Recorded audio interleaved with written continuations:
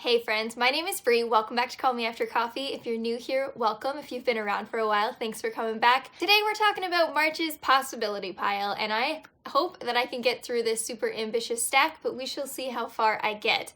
The first book on the stack here is The Vanishing Deep by Astrid Schulte, and I am so excited to get to this one. This is like a murder mystery. Our main character brings her dead sister, or gets her dead sister brought back to life to find out who murdered their parents, and there's like a 24-hour time limit, so it's going to be really fast-paced, and I'm hoping that I really love this one. And this one comes out on March 3rd, so keep an eye out for that one. And the second book I have on the pile is also an ARC. This is Conjure Women by Afia Adekora. Thank you so much to Random House for sending this out to me.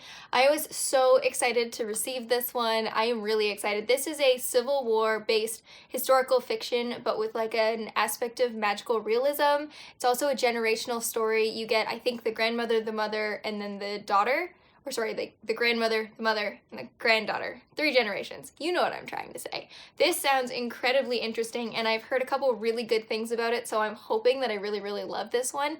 Plus, this cover is just stinking amazing. Like, can we just appreciate this for a minute? I also want to participate in Middle Grade March this year, so I have 2 books on the stack that I'm hoping to get to this month. The first one that I have is The Girl Who Drank the Moon by Kelly Barnhill, and I believe this is also the book club pick for 3 Blondes in a Book club, so I can kind of 2 birds, 1 stone with this one. I'm really excited to get this. I've heard really great things about it, and I'm hoping that I absolutely love it. And then the next one that I have on the stack is actually one that Liv sent me for Christmas, and this is Nevermore, The Trials of Morgan Crow. I don't know it's taking me so long to get to these super hyped up books, but I'm really excited to read it, and I have an excuse to get to this one. I'm hoping that I love this one as much as I think I'm going to. I've heard it's like Harry Potter, Alice in Wonderland. I haven't read either one, but I loved Alice in Wonderland, like the movie, and I would love to read the book because I'm sure classics are always way darker than the movie.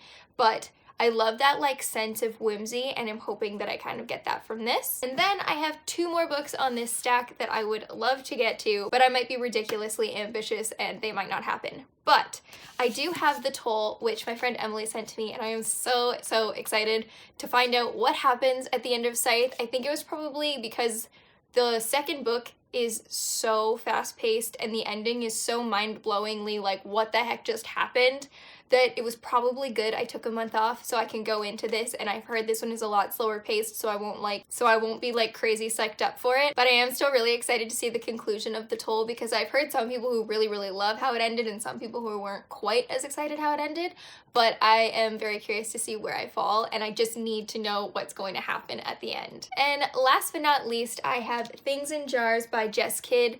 I had just finished the 13th tale, and I was honestly just craving something else that was like whimsical and maybe dark and twisty and just kind of odd, and this kept kind of coming up on my radar. And it's funny enough that Diane Setterfield actually blurbed it. I don't put that much stock in blurbs, but considering I had just finished the 13th tale and then I got this book and she blurbed it, it just seemed like it was meant to be. I actually did get this one in a giveaway. I won an Amazon gift card and I was so excited, so I decided to grab this. Hi Jill, if you're watching. I am so excited to get to this one. I don't know if it will happen in March. If not, I hope it happens in April. Also, this cover is gorgeous. I know I'm always all about the cover, but they're just so neat, and it's got like a mermaid that wraps around.